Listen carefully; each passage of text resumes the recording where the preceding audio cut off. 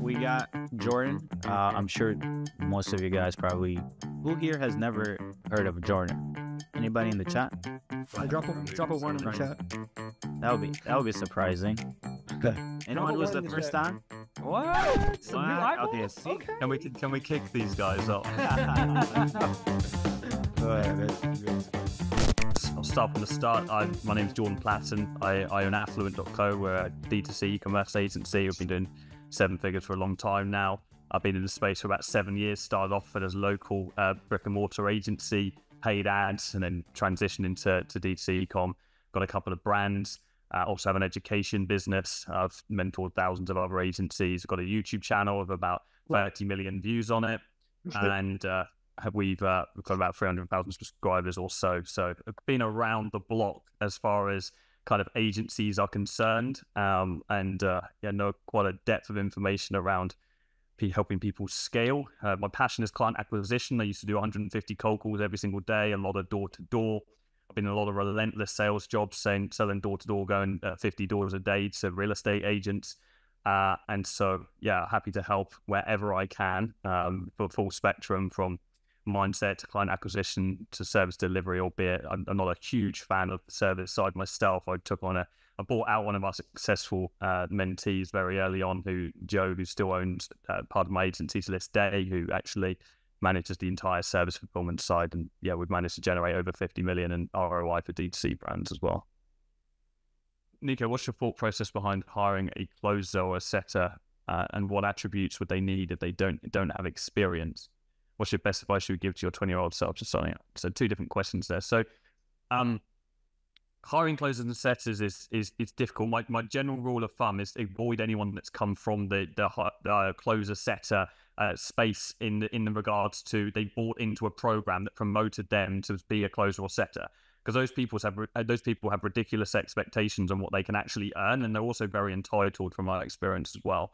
And so I never hire someone that's gone through a closer setter program, because they've just been sold this dream to buy the program that taught them how to be a closer setter in the first place. If any of you guys have one of those agencies, then I hope that's not the same for you.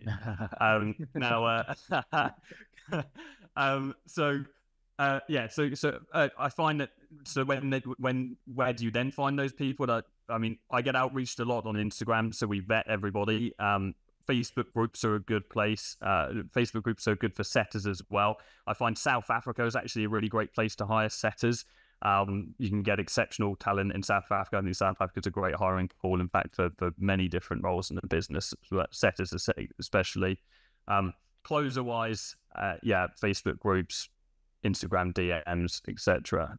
But try and avoid the guys that have got unrealistic expectations. I think the closer role at the moment is I don't think people realize how fortunate they are to be in a closer role. It's like every salesman's dream to be able to take an entire day of booked calls. I used to have to smash phones every day just to book in 1 or 2 sales calls. So to have 8 calls on your calendar, you should accept nothing other than exceptional talent who understands how good the opportunity is. The last thing, big red flags, if someone comes on a call with you is I want to get earning this amount, I want to earn this much, I want to earn that much. If they're coming in with it with just pure financial expectation and not an understanding or respect that they need to earn up to that level, then it's a bit of a red flag. So if you want any specifics on that, I can go into it.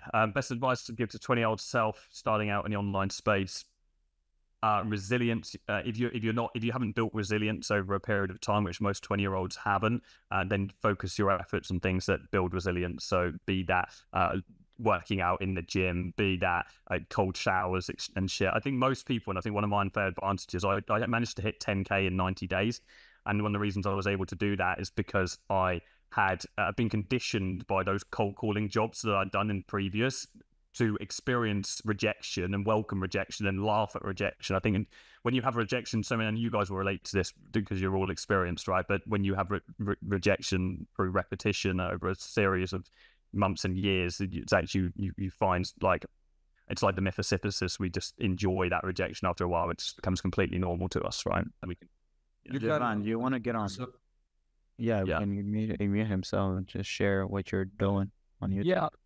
So thank you, Jordan, for your advice. I was really just trying to because I don't know much about YouTube ads. We wanted to hop on YouTube ads because I know that they're very scalable. I talked to Kenneth a couple times. He just took a look at my video, but with $2,000 a month in ad spend, I was really just looking for any advice from you, because I know you're crazy when it comes to Google ads. So I'm sure I could take some sort of value from you. So first of all, I have full knowledge to YouTube ads, but the guy that runs my YouTube ads runs Hormozi's ads. It's a guy called Tom Breeze, and so Tom Breeze is an absolute animal. He's a serious guy to learn from. And one of the best things I learned from Tom Breeze is that your organic content can actually be the best ads that you run on YouTube, full stop. So do you have an organic channel at the moment, and are you generating leads from that channel? Yeah, so I literally just started my personal brand on YouTube around 2 months ago. I'm almost at 2,000 subscribers. I'm trying to like consistently post, get out 5 videos, 6 videos a week. And I've actually closed a couple like lower ticket deals through the channel, but for sure I'm pushing organic content hard. Yeah, cool. So I would definitely be running some in-feed ad as well as your in-stream. I think most people focus on in-stream, but if you take what you know to be some of your best performing YouTube videos and you run them as in-feed ads to the search, like the search keywords that people will be searching for, in your key. So what is your product and service? What does your agency do?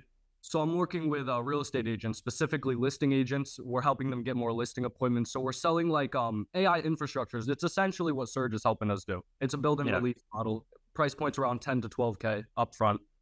Cool, sweet. So yeah, I mean, so you're going to be using keywords around like scaling real estate with more real estate leads. Probably real estate leads is going to be the key. And I would probably use something like vidIQ or along those lines to see if you can find what keyword traffic you got the most. But I'm probably presuming it would be real estate leads. And so I'd be running in-feed ads to that. And then just a simple ad format, you don't need to overcomplicate your ads. You just need to make sure your offer is great. So I would just be leading forward with hook, story, offer. Funnel is more important than the ads, to be honest. Okay. What are you driving traffic through to? Yeah, so it's to a sales funnel. It's a landing page sales funnel at first. So there's a quick 2-minute VSL, some information, and then there's just an opt-in form where we collect their information. From there, they're redirected to a main VSL page. That's like a 40-minute video where I'm just telling these guys, I'm explaining our services, basically giving them the education for free, and then of course we charge for the implementation. And then from there, from the VSL page, it's to a book a call page. And then, the leads, if they opt in, it's in our CRM. We use Go High Level, so everything's tracked from the moment they see our ad to, whatever they do. We're setting up remarketing campaigns like Google search and discovery for the guys that go on our landing page and don't actually opt in. Is there anything that I should change, add, or fix there? No, I don't think it's fine. I mean, obviously there are a million variables that can make that not work. And yeah, of course, yeah.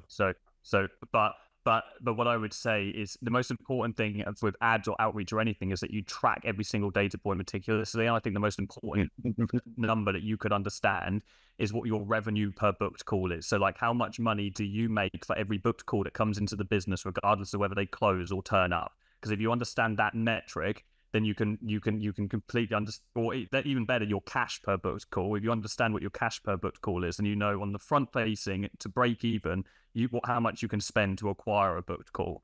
And I think just from there, you need to be, if your cost per book call is realistically going to be anywhere from $100 to $200 with your offer, like $100 to maybe $300.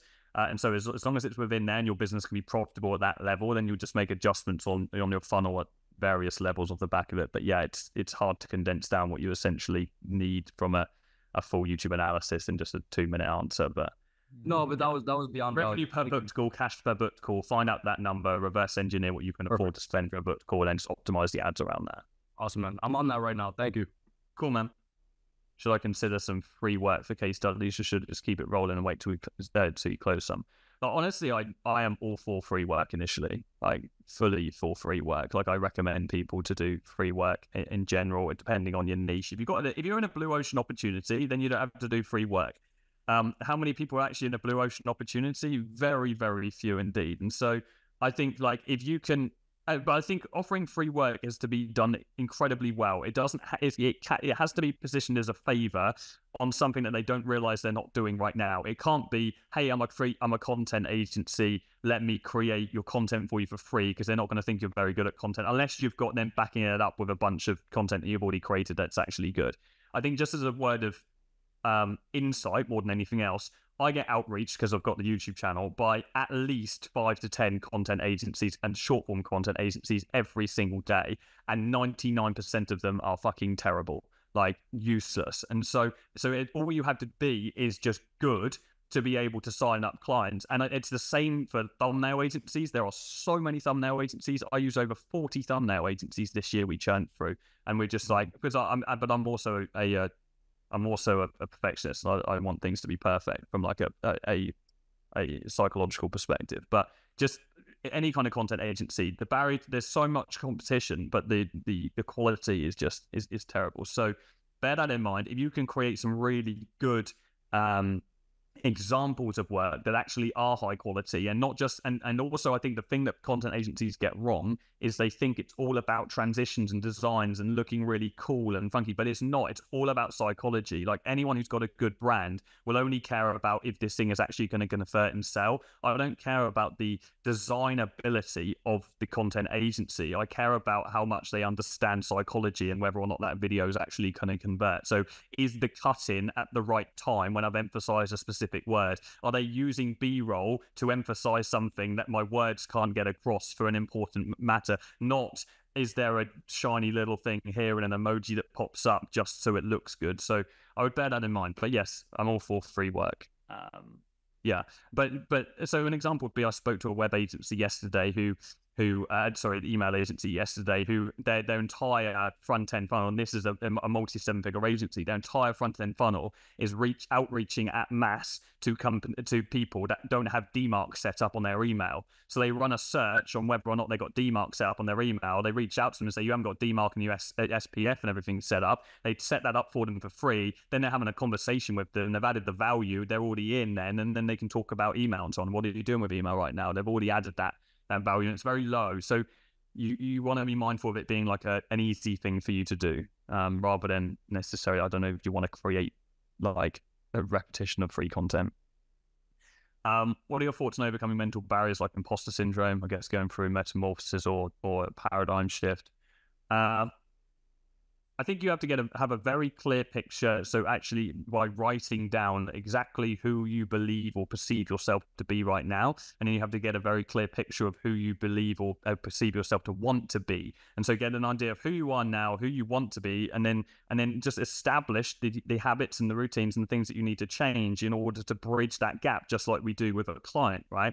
And so if you've got imposter syndrome at the moment, it's because you're insecure about a certain area of that growth journey. And so if you write it down, you'll get better clarity on which of those areas you've got that insecurity about. Maybe it's service. Most people, it's service delivery. To be honest, it's like, am I the person? Can I actually do this? And so, and to be completely honest, it's not the thing that you want to hear. But the only way you really get that conviction and rid of imposter syndrome, if it's service delivery, is through repetition of actually doing the thing, and also accepting that you're probably going to screw up a couple of accounts before you get really good at it, and that's also okay.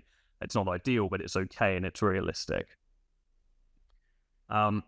In the first 6 to 12 months of starting a new business, when you see a jump in success, like all of a sudden hitting 40, 50K months and 10K months, what do you think is the most important thing to ensure the revenue stays consistent? I think investment in team is something that's I found to be so valuable, is getting external coaches in that do external coaching. Like, so our CSM team, for example, we have an external coach that comes in two times a week, not for a program, it's personal one-to-one. And 2 times a week, they'll jump on and do all the call reviews. They will teach them a specific topic, and then like those topics are led by the CSMs. And so it's this ongoing coaching of the existing team. And so I think that is incredibly important as you get to a certain level of scale, probably 50 to 100K plus. It's like it's understanding that you as a business owner are the bottleneck as far as knowledge is concerned. And therefore, if you're the person that's responsible for teaching the team, because most people who work for a company don't have the desire to continue expanding their knowledge, because they're just waiting for the company itself to drive their knowledge forward. And that doesn't often happen apart from outside of the business owner. And you're always going to be busy on the next big thing, like the visionary, the new products, the new funnel and so on. And you're not going to be thinking, you're thinking when you hire a team member, you think you've solved a problem, so you park it and you put it in a box, and you're like, operations manager done, hiring manager done. When actually, as a company, and as you continue to grow, their expertise or what they have to do on a day-to-day is only going to get harder and harder. And so if you're not and you can't presume that they have the ability themselves to expand their own knowledge to become the person they need to be to, they joined you at 100K a month agency. Oh, cool. You can't presume that if they joined you at 100K, they can handle what it's like to be in their job role at 500K. And so continual investment in team as well is really important. Bigger shifts in thinking that resulted in the most growth, say from 20K to 50K to 100K. Performance models for sure with clients. So performance models, equity deals, and investment in team for sure. Like team is really everything after a certain point.